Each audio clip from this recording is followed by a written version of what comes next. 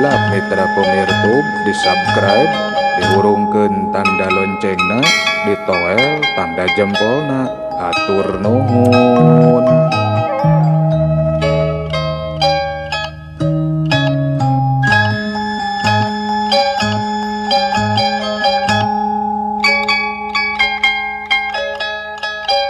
Assalamualaikum warahmatullahi wabarakatuh. Ngadongeng deui mitra-mitra pemirtub di rencangan ku Mang Guru.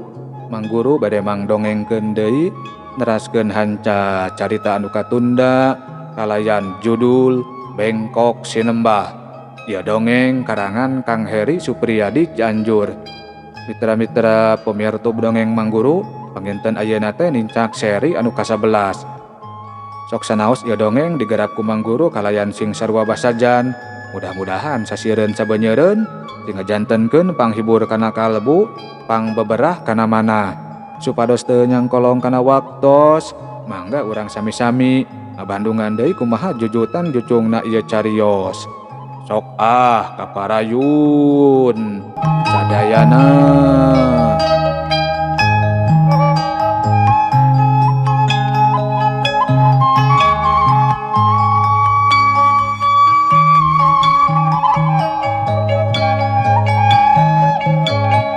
Panggilap mitra pemirtub di subscribe, dihurungkeun tanda loncengna, ditoel tanda jempolna.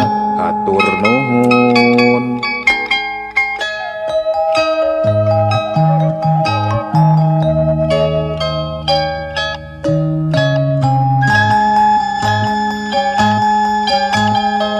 Mitra-mitra pemirtub dongeng Mang Guru, neng dita digarotong ku opat jajaka make dua sarung anu diasupan dua awi sagede-gede pigelangan di dua sisina. Ditukangeun anu ngagarotong ngabring belasan nonoman babaturan masantren neng nita sigana mah da tinadang dananana oge beda ari budak santri mah. Wah, Nita, kunaon geulis? Cek Pak Odang rampang rempeng nampo kaayaan anakna anu beungeutna sepak lir taya getihan. Matana celong kalayan paneuteup anu sama sakali taya cahayaan. Nampo kitu teh Bu Lin mah nepi ka ceurikna. Saena mah enggal urang cenah kalebet Pak, hawatos. Cek salah saurang anu keur ngagotong Neng Dita. Teu ngomong deui guragiru Pak Odang ngageblangkeun panto imah. Ya Allah, kunaon Neng, kunaon? Cek Rum anu ngurunyung ti rohangan dapur, rawah riwih nempo kaayaan Neng Nita anu keur digarotong teh. Buru ngampar Rum, cek Pak Odang dina kaayaan masih keneh rampang rempeng. Guragiru cek Rum ngamparkeun karpet di tengah imah, anu saterusna mah mang mawakeun angel ti kamarna Neng Nita. Kelanan urang kasuran heula karunya, cek Rum mangsa anu ngagarotong rek ngagolerkeun Neng Nita dina karpet. Di mana kasurna? Bios ku abdi dipangnyanakeun, cek salah saurang santri hideng nawarkeun kahadean. Cek Rum ukur nunjuk ka kamar Neng Nita. Guragiru saurang santri mang manggulkeun kasur ka tengah imah. Sanggeus kasur diseprean sarta dibebenah, sok Neng Nita digolerkeun. Anu saterusna mah diriung-riung ku sararea. Nita, kunaon atuh geulis kunaon? Cek Bu Lin inghak-inghakan ngusapan sirah Neng Nita. Nita, ieu Bapak bageur. Cek Pak Odang oge milu reumbae cimata bangsa nempo kaayaan Neng Nita anu pohara pi kasalempanggeunana. Tapi ari Neng Nita mah boro-boro nembalan, teteupna oge kosong siga anu taya jiwaan. Kunaon atuh anak kuring teh? Kalayan lua-lewe Pak Odang rutret ka para santri. Luka puguh oge Pak, kapendak tos ngagoletak di kobongna. Kapendak ku ieu tah ku Neng Lia rerencangan sakobongna. Tembal saurang santri. Kituna teh bade ditungtungan ku nunjuk ka saurang wanoja. Sumuhun Pak, nanging anehna teh da basa subuh oge teu kunaon. Malima sempet heureuy sareng abdi oge. Anu disebut Lia mereka terangan. Kunaon atuh hidup teh Nita kunaon? Cek Pak Odang beuki reumbai cimatana.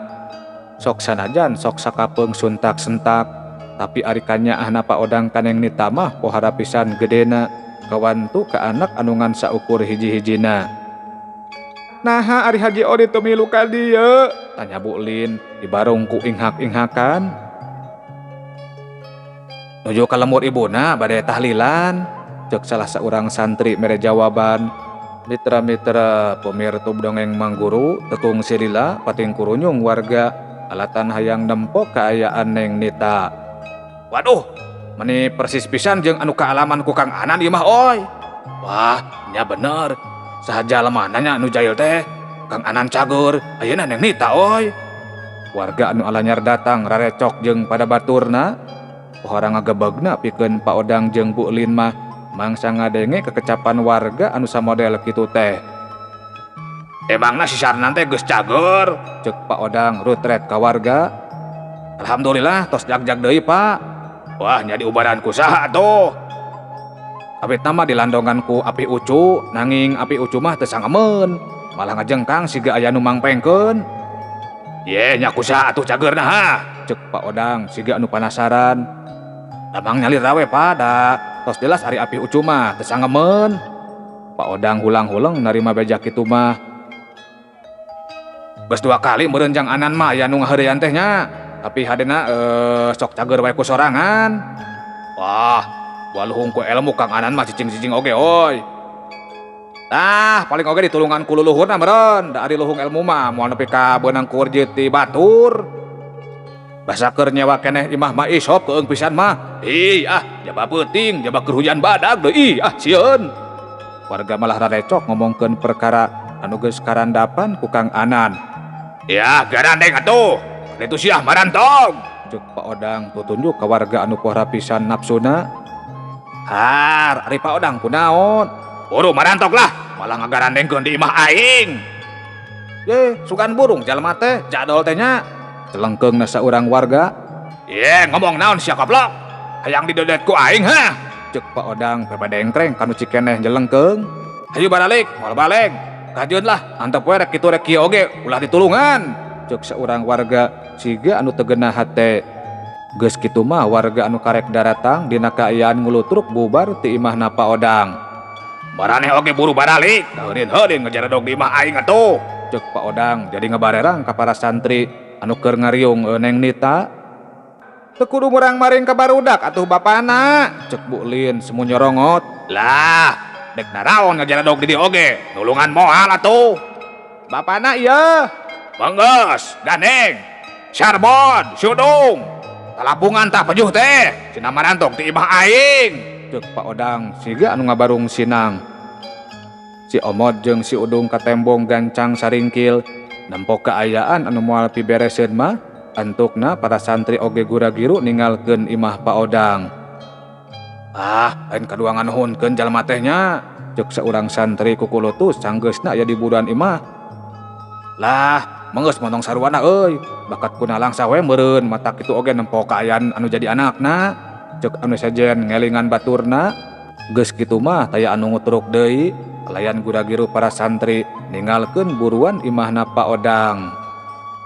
Mitra-mitra pemirsa dongeng Mangguru, saleosna para santri teh Pak Odang jeung Bu Lin bati carerik di gireun Neng Nita. Ari ceuk rumah gura-giru ka dapur, alatan dititahna heureut cai ku anu jadi dudunganana. Kumaha ari geus kieu atuh bapana? Geuning jadi malik ka anak urang tenungna teh, ceuk Bu Lin inghak-inghakan. Ya, deui carana ari geus kieu mah, iwal kudu diubaran deui ka Ki Durja. Gancang atuh tepungan Ki Durjana, karunya sinita jadi kieu. Dok. Gara-gara si Sarnan da ieu mah, pasti ngahajatah si koplok teh, malikeun deui tenungna ka adak urang. Ceuk Pak Odang, jadi nyalahkeun Kang Anan, kituna teh bari teu paparekat ngepeulkeun peureupna. Sakalian we atuh sina langsung dipaehan ku Ki Durja, digeringkeun wungkul mah bisaeun cager deui. Pan ari geus paeh mah moal bisaeun hirup deui bapana, ceuk Bu Lin siga anu sarua ceceubna ka Kang Anan teh. Sarbon, maneh anter aing ka lembur Malongpong. Maneh Sudung, jaga dieu imah, ceuk Pak Odang rutret ka si Omod jeung ka si Udung. Siapa? Anu dibere parentah haget pisan jaranggupan. Canggeusna nyiapkeun itu ieuna mah kalayan gagancangan Pak Odang ninggalkeun imah dituturkeun ku si Omod. Mitra-mitra pemirtub dongeng Mang Guru sanapina ka garasi si Omod dititah neang heula supirna Pak Odang. Lumayan redalila pajar teh supirna Pak Odang mandi heula da barau geus mersihan kandang domba. Bisa ngambek Pak Odang oge ari kitu mah da embung ari kudu ngarendeng jeung supir anu barau domba mah. Sanggeus pating kalacat kana mobil geulejeung mobil Pak Odang ninggalkeun garasi kalayan beuki lila beuki kaluar ti lembur Sukadaang. Sanggeus nyorang perjalanan anu ampir meakeun waktu sajam antuk namah mobil Pak Odang nepi ka lembur Molongpong. Siga mangsa keur jeung Bu Lin supir mah dititah nungguan dina mobil. Ari Pak Odang jeung si Omod mah narumpak ojek muru ka imahna Ki Durja. Beuki lila dua ojek anu nganter Pak Odang jeung si Omod beuki ngadeuketan imahna Ki Durja. "Aya naon ieu teh asa rame kieu nya?" tanya Pak Odang ka tukang ojek anu keur gulak-gilek nahan kasaimbangan. "Duh ka tuh Pak." Eureun, cek Pak Odang nepak tak-tak tukang ojek. Mangsa dihareupeunana beuki loba jalma anu ngalabring ngahalangan jalan. Jerut Pak Odang turun sok mayar ongkos duaaneun jeung ojek anu mawa si Omod. Kagok pajar teh rek diteruskeun oge da geus deukeut ka imahna Ki Durja. "Oh aya naon ieu teh asa rame kieu?" tanya Pak Odang ka warga anu keur aya dina aleutan panungtung. "Rek nempo imah Ki Durja mang, ancur cenah, teuing kunaon, da padahal mah eueuh angin-angin acan." Tembal warga anu ditanya ngaamangkeun Pak Odang teh da bubuhan teu wawuheun. Pak Odang pohara ngagebegna sanampana beja anu samodel kitu teh kajurung ku rasa kapanasaran antuk nama Pak Odang jeung si Omod leumpang gagancangan sisaladak dina antara abringan warga. Sanepina ka anu dijugjug Pak Odang pohara ngagebegna sabab tetela beja anu katarima ti warga teh bener pisan. Imah Ki Durja ancur burak-rakan meh-mehan rata jeung lemah. "Ari Ki Durjana ka mananya?" cek Pak Odang tatanya ka warga anu geus lila aya di dinya. "Nu mawi duka mang, tos dikotek tak di tatadi oge, bilih katindihan ku ruruntuhan, tapi da teu kapendak." Tembal anu ditanya sakedapan mah Pak Odangan saukur hulang-huleng atara pisan kabingung dina paroman beungeutna. "Kumaha ngubaran anak aing ari eueuh Ki Durjana mah doh?" Geurentesna hate Pak Odang bari mencetan tarang. Salila-lila Pak Odang ngadon hulang-ulang mikiran ka mana losna Ki Durja anu minang kaharepan hiji-hijina pikeun nyageurkeun Neng Nita anu jadi anakna.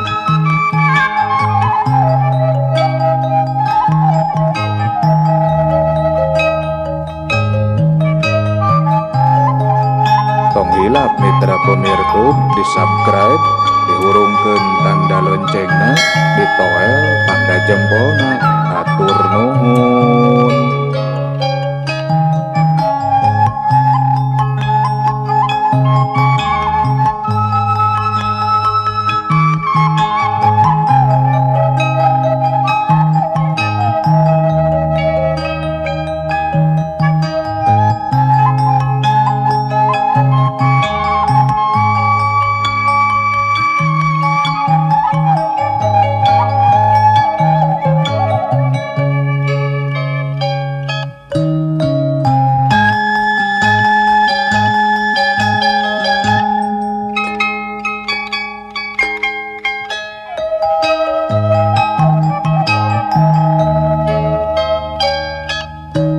Mitra-mitra pemirtub dongeng Mang Guru samulangna Pak Odang ti lembur Molongpong. Bu Lin pohara ngajenghokna mangsa ngadenge beja ti salakina ngeunaan Ki Durja jeung kaayaan imahna anu ancur meh rata jeung lemah. "Atuh kumaha ari geus kieu bapana, piraku sini tarek diantep?" cek Bu Lin ciga anu pohara bingung jeung salempangna. "Ye nya ulah tuh ari diantep mah. Keur saheulaanan mah urang bawa heula ka rumah sakit. Diinpus atuh ari di rumah sakit mah da karunya geuning teu asup cai-cai acan." "Nya atuh kumaha alusna wae, gara-gara si Sarnan ieu mah anak aing jadi kieu," cek Bu Lin keukeuh jadi nyalahkeun ka Kang Anan. "Heuh, penasaran keneh kami mah, lamun jalma eta can modar mah lah." "Eangan deui atuh bapana anu leuwih sakti. Cina paeh tah si Sarnan teh." Wahkeun perkara sisaran mah urang tunda heula. Ayeuna mah urang buru-buru mawa si Nita ka rumah sakit. Bu Lin mah ngan saukur unggut-unggutan tandaning panuju kana omongan anu jadi salakina. Rom, cek Pak Odang nyalukan badegana, cek Rom Gudagiru ngurunjung ti rohangan dapur. Aya pikeun saeun naon, Pak? Bantuan beberes, mirek mawa si Nita ka rumah sakit. Geus kitu mah kalayan dibantuan ku cek Rom, Bu Lin Gudagiru nyiapkeun bebekalan keur ka rumah sakit. Rom, maneh mah gawe siga biasa we nya, da ari si Bapa mah moal meuting di rumah sakit. Kami wungkul anu rek nungguan mah, cek Bu Lin. Mangsa cek Rom keur ngentepan pakaian Neng Nita kana kantong. Mohon Bu, tembal cek Rom singet. Sanggeus siap sagala rupa, Neng Nita digotong ku si Omot jeung ku si Udung, dituturkeun ku Pak Odang jeung pamajikanana. Sakur warga anu pasangrok ngan ukur bisa mangkarunyakeun ka Neng Nita anu kaayaanana pikawatireun.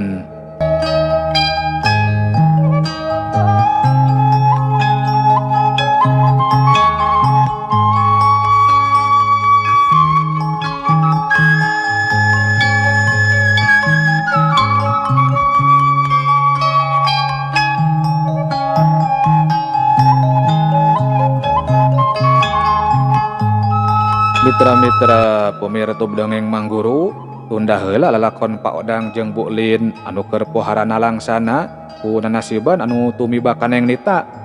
Ayeuna urang samper deui kaayaan Kang Anan anu geus cager kalayan teu sakara-kara.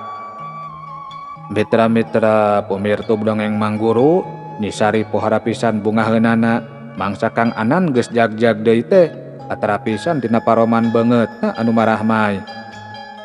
Hampura we bedo meuli mobil poe ieu teh nyi, paling oge isukan. Kitu oge lamun eueuh halangannya, cek Kang Anan neuteub pamajikan anu harita keur mepende jang radi. Mohon wios Kang, abdi mah bingah akang damang deui oge. Bisi butuh anu babantu di imah atuh nyi, bisi nyai capek teuing barang gawe, cek Kang Anan siga anu mangkarunyakeun ka pamajikan anu pak-pik-pak ngurus sagala rupana ku sorangan. Ah wios Kang, pugu abdi mah bingah ngabulaan teh, upami kapaksa teuing we miwarang batur mah. Atara pisan aya kareueus tina sorot mata Kang Anan, mangsa anu jadi pamajikan ngomong kitu teh. Nanging ayeuna mah asa aya nu aneh Kang, cek Nyi Sari deui. Aneh kumaha nyi? Unggal abdi netepan atanapi maos Al-Qur'an, patuangan sok karasa nyeri, asa aya anu ngautan Kang. Mitra-mitra pemirsa dongeng Mangguru ngan gebeg. Atara pisan Kang Anan jadi pohara ngagebegna, mangsa ngadenge kekecapan Nyi Sari anu samodel kitu teh. Geus teu gue yen anu kaalaman ku Nyi Sari teh aya sangkut pautna jeung Utun Inji anu dipihapekeun ku Nyi Komala dina beuteung pamajikanana. Kunaon Kang? Cek Nyi Sari kurang kerung detep salakina nu malah ulang-ulang. Kieu nyi, cek Kang Anan siga anu seunggah rek neruskeun omonganana. Aya naon Kang? Cek Nyi Sari beuki penasaran. Sabenerna mah dina beuteung nyai teh geus dipihapean anak siluman teh ya. Waduh, abdi kedah kumaha atuh Kang? Cek Nyi Sari siga anu pohara reuasna. Hadena ari keur saheulaanan mah tong waka salat atawa maca Al-Qur'an nyi, bisi jadi mata kana awak nyaina. Ih ari akang, pan eta mah kawajiban atuh Kang, pepeurieun akang anu tos lami tara netepan acan. Duh, kumaha nya? Lain nyarek salat atawa maca Al-Qur'an akang teh nyi, tapi akang teh hariwang, nyai bisi kumaha onam. Kang, sapunten pisan abdi ngabangkang kana kapalai akang dina perkawis ieu mah. Pan akang oge undingan nyalira, jenat emak sateu acan ngantunkeun teh sakitu ngawanti-wantina ka abdi supados teu ngantunkeun anu 5 waktos. Ari sanes nuju aya halangan mah tah kitu Kang. Tempas Nyi Sari kalayan tatag. Dikitukeun mah Kang Anan ngan ukur garo-garo teu ateul, tapi karempan jeung kahariwangna mah teu bisa disumput-sumput tina paroman beungeutna.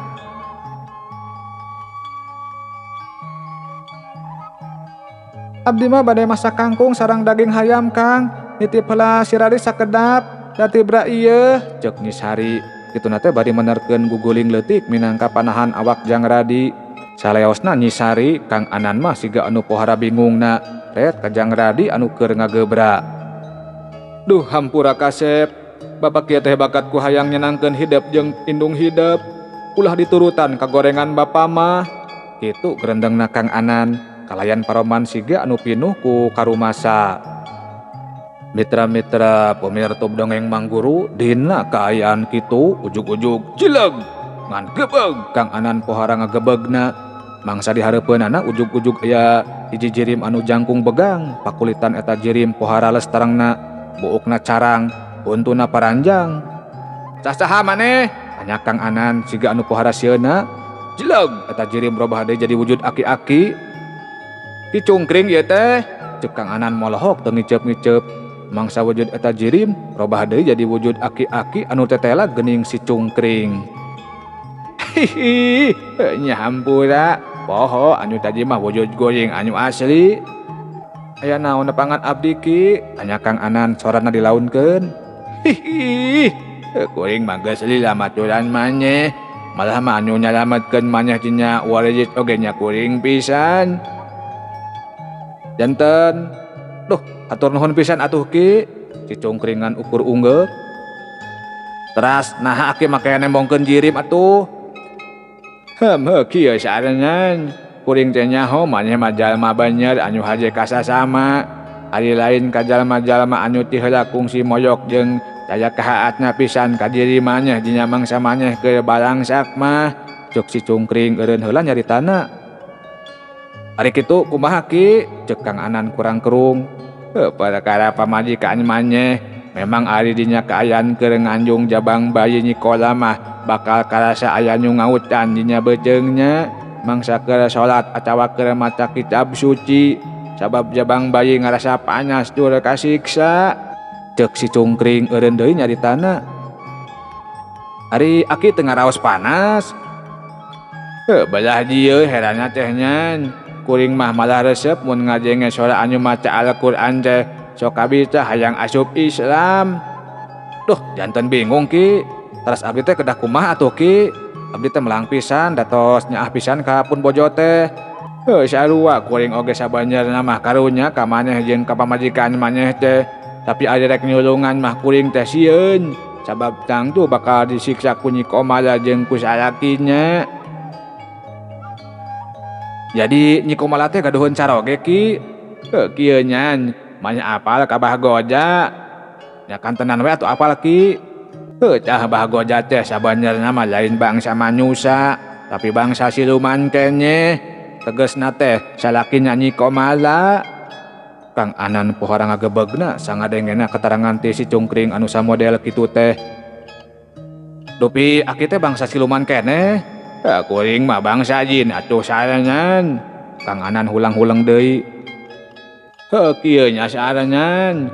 Bah Goja jeung Nyi Komala teh geus lila hayang bogaeun katurunan. Tetapi ari dina bejeungna Nyi Komala mah Utun Inji teh moal lila hirupnya. Eta sababna matak Nyi Komala mihapekeun Utun Injinya kana kanjungan pamajikan maneh. Tah kitu sarengan. Ceuk si cungkring deui. Mohon abdi oge tos terang perkawis eta mah ki. Tapi balu karena bakal par napikeun pamajikan maneh. Parna kumaha ki? Ceuk Kang Anan kurang kerung. Jaga eta Utun Inji teh kaluarna moal sarua jeung bangsa manusia. Kaluarna lain tina palawangan, tapi ngorabot kana beuteung. Waduh, abdi kedah kumaha atuh ki? Ceuk Kang Anan beuki gede ka hariwangna. Nya kudu sagancangnya minang saraya ka jalma anu bisa dah kitu sarengan. Tapi keke sanes ari aki teh diparentahkeun kanggo nalingakeun abdi sangkan teu hianat ka Nyi Komala. Ceuk Kang Anan siga anu bingung. Kieu sarengan ari sabenerna mah kuring mah kapaksa matak ngagugu kana parentah Nyi Komala teh. Kapaksa kumaha ki? Kuring teh Kang, hari akang nyarios sareng saha? Ieu keur ngajak ngomong ka si Raden Nyi. Ceuk Kang Anan siga anu pohara reuwasna. Mangsa Nyi Sari ngurunyung kalayan teu kanyahoan heula ti anggalna. Ahihi, Aya-aya wae akang mah. Moal oge ngartoseun atuh Kang, ceuk Nyi Sari dibarengan ku Sora-Seuri. Kang Anan mah ngan saukur nyerengeh, ret kasih cungkring. Tapi tetela si cungkring mah geus eueuh tina tempatna. Cak heula nya hei. Insyaallah sanes waktos ieu dongeng urang teraskeun deui. Sakitu anu kapihatur, billahi taufik wal hidayah. Wassalamualaikum warahmatullahi wabarakatuh. Cagah. Meos.